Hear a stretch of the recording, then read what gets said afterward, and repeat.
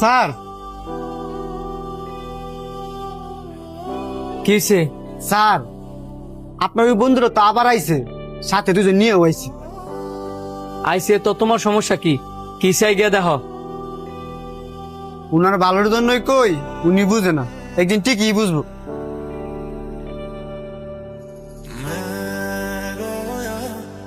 এই ওয়েটার, জি স্যার বলেন। আমাদের তিনজনের জন্য 3টা কফি নিয়ে আসো। ঠিক আছে, একটু ওয়েট করেন। জানোস, এটা হইলো যে আমার ছোটবেলার বন্ধুর রেস্টুরেন্ট।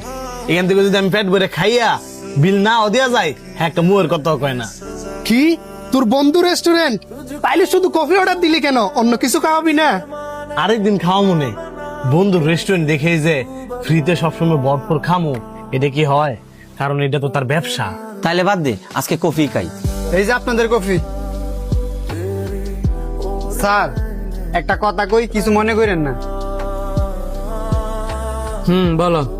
মুরব্বীরা সবসময় একটা কথা কয়, চক্ষু সরম তো কপাল আলী কি। আপনি আপনার বন্ধু দেবে ফ্রিতে খাওয়ান, এটা তো আমার ব্যবসা। তোমার কথা ঠিক আছে, কিন্তু হ্যাঁ তো আমার ছোটবেলার বন্ধু, কেমনে মুখের উপরে না করি? স্যার না করতে হয়, পরে এই ব্যবসায় বেশ দিন টিকতে পারতেন না। তোমার এইসব নিয়ে চিন্তা করা লাগতো না, তুমি যাও। হ্যাঁ যেদিন বিবেকে খাটবো দেখবা ঠিকই বিল দেওয়া যাবো।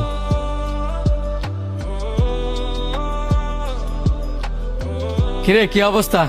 কি অবস্থা ভাই? কি অবস্থা?